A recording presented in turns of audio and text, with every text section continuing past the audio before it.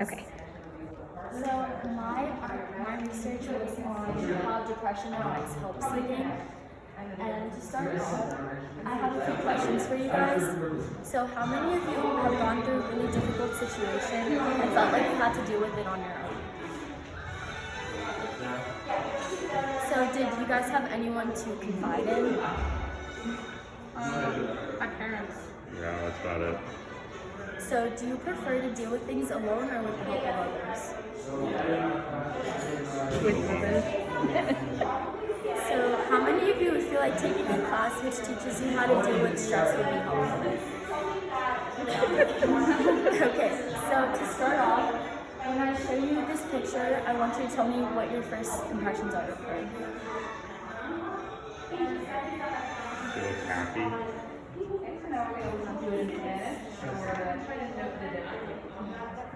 Okay, so would you look at this person and know that they're suffering from mental health issues? No. So this is one of my best friends from high school, and at first glance she looks just like you and me, but there's so much going on under the surface.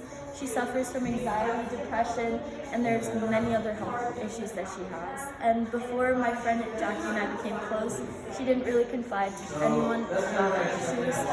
When I first met her, I noticed cuts on her arms, and I wanted to make sure she knew she wasn't alone and could always talk to me if she needed to. So I asked her all that she's been through and how she copes with things alone. I talked to her in efforts to provide her with some support and a way to talk about her feelings. And after my interaction with her, I decided that I would focus my research on what prevents people from help seeking in order to better understand and possibly help anyone else in the future.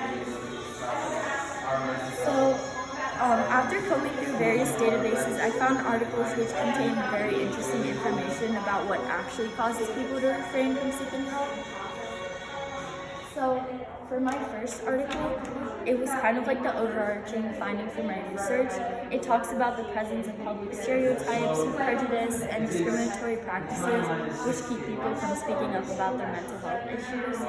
And the article basically said that the majority of people don't share their conditions because they fear that they'll be judged by people who don't understand what they're going through, and they'll be told that their mental health issues aren't really a thing. So for this article, it was more specific into the public stereotype behind men who seek help, and I found that it stated that men don't seek help for depression due to the stigma around men who are expressive with their feelings or tend to show weakness. The study found that men who downplay physical symptoms of depression were seen as more masculine, and it concluded that men adhering to strict traditional masculine roles such as restrictive emotionality have a harder time seeking help for their mental health issues.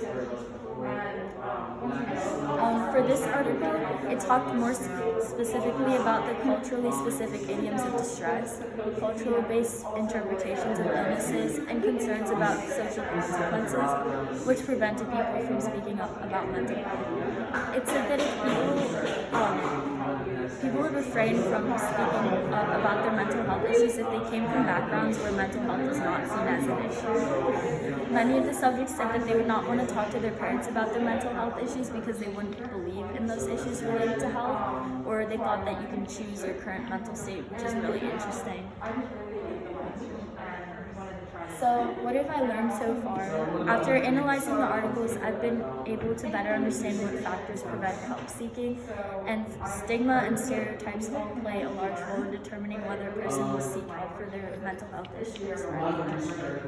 And after conducting this research, I found that more studies are needed and are currently being conducted about this topic in efforts to source and minimize the fear people have for seeking help about mental health issues.